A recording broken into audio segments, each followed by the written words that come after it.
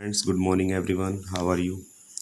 I'm absolutely fine here and hope to same at your home. Students, it's chemistry for 11th class and today we will talking about the Gibbs free energy. Students, what is Gibbs free energy? Students, Gibbs free energy is a thermodynamic function. Okay, ये एक thermodynamic function है और है क्या, इसको define कैसे किया जा सकता है? So it can be defined as it is a quantity. Okay, it is a quantity of a system.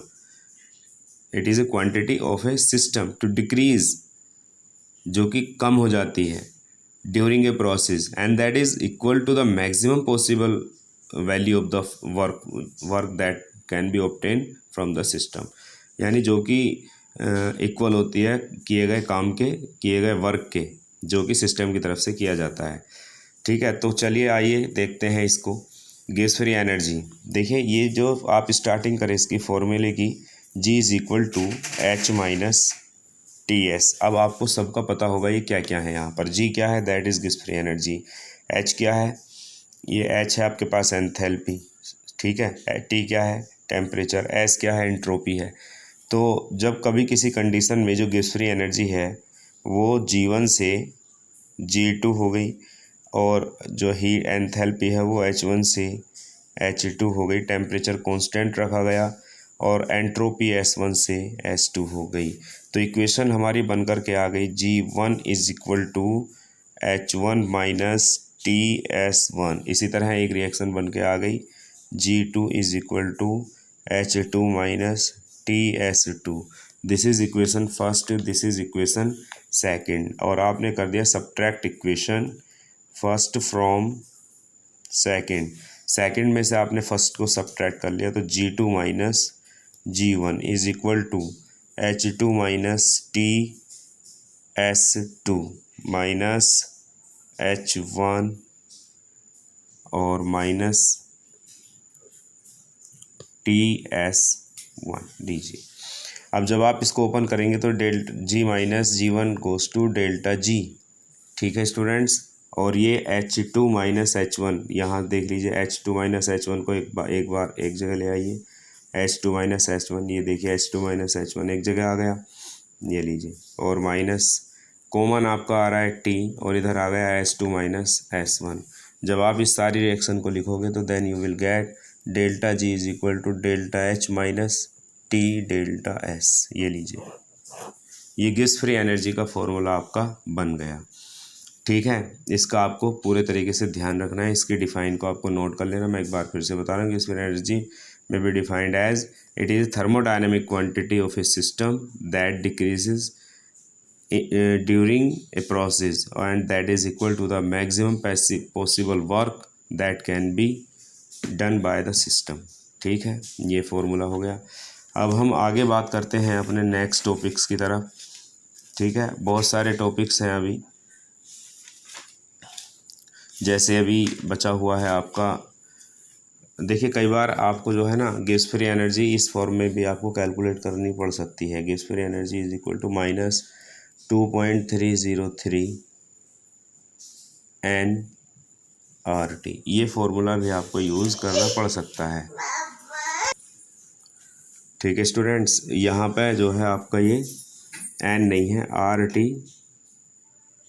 log 10 के, ये फॉर्मूला आपको याद रखना है। इससे भी गिब्स फ्री एनर्जी कई बार कैलकुलेट की जाती है, ठीक है। T टेम्परेचर है, R कांस्टेंट है, log के ये भी कांस्टेंट ही है।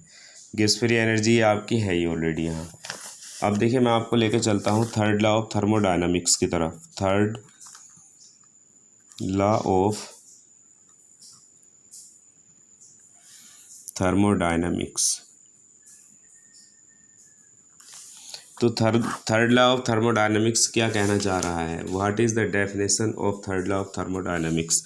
तो देखिए बहुत ही अलग टाइप का है ये जो लॉ है। इसमें ये बताया गया है the entropy of a crystalline solid, यानी किसी भी क्रिस्टलाइन सॉलिड की जो एंट्रोपी होती है वो ज़ीरो होती है एब्सोल्यूट टेम्परेचर पर। The entropy of a crystalline solid is zero at absolute temperature. ये थर्ड लॉ ऑफ थर्मोडायनामिक्स कह रहा है। जो आपको अच्छे लगे, मैं आपको बहुत सारी डेफिनेशन इसकी बता रहा हूँ। जैसे the entropy of a perfectly crystalline solid approaches zero, as the temperature approaches absolute zero, ये लिख लीजिए। या the entropy of perfectly crystalline solid may be taken as zero as the absolute zero of temperature, ये भी आप note कर सकते हैं। तो आप डेफिनेशन सीधी याद रखेंगे, at absolute temperature the entropy of a perfectly crystalline solid is zero.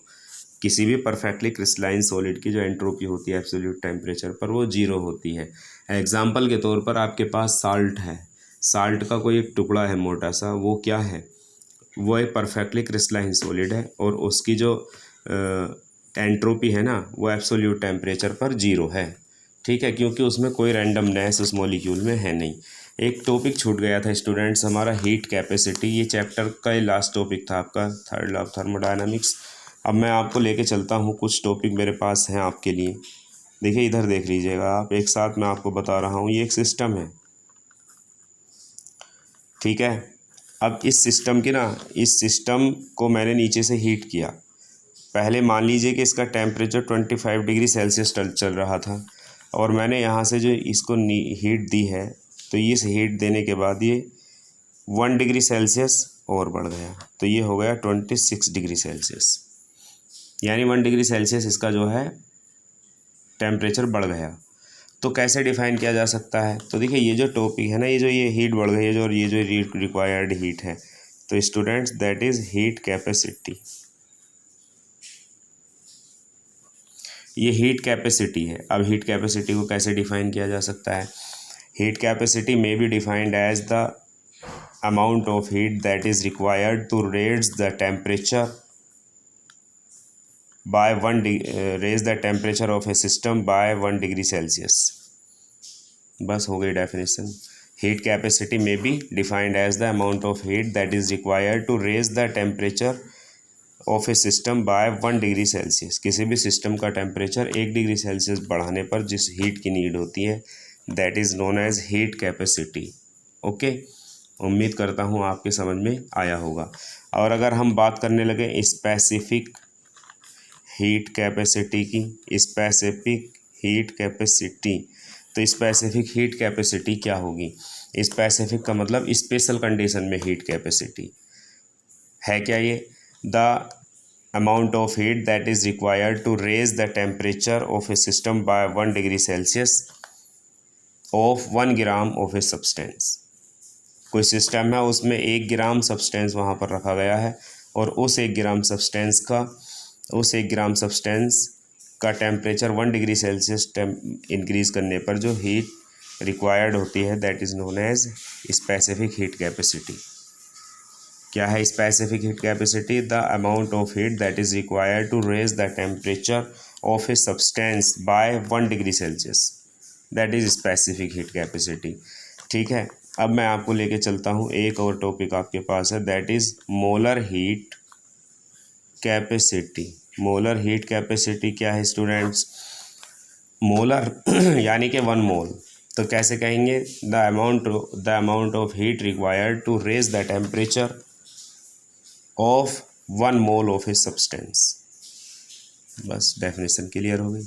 Molar heat capacity may be defined as the amount of heat that is required to raise the temperature by 1 degree Celsius of 1 mole of a substance that is called molar heat capacity। तो ये topic हैं आपके heat capacity, specific heat capacity, molar heat capacity. लेकिन बात ये आ जाती है specific heat capacity जो है आपकी, specific heat capacity at constant volume, कैसे डिफाइन करोगे इसको, इसे कहेंगे specific heat capacity at constant volume, यह है CV, और एक हो जाता है specific heat capacity at constant pressure, वो हो जाता है CP। और हमेशा याद रखना CP माइनस CV होता है हमेशा R के। तो ये क्या बताया मैंने, specific heat capacity at constant volume, इसको कैसे डिफाइन कर सकते हैं, इसको ऐसे डिफाइन किया जा सकता है, the amount of heat that is required to raise the temperature of 1 mole of a substance, या हाँ, the amount of heat that is required to raise the temperature of 1 gram of a substance at constant volume, that is called specific heat capacity at constant volume. ऐसे ही specific heat capacity at constant pressure कैसे define कर सकते हैं? The amount of heat that is required to raise the temperature by 1 degree Celsius at constant pressure, that is called specific heat capacity at constant pressure. ठीक है, that is represented by CP. Okay students, thank you and have a nice day. Good morning everyone.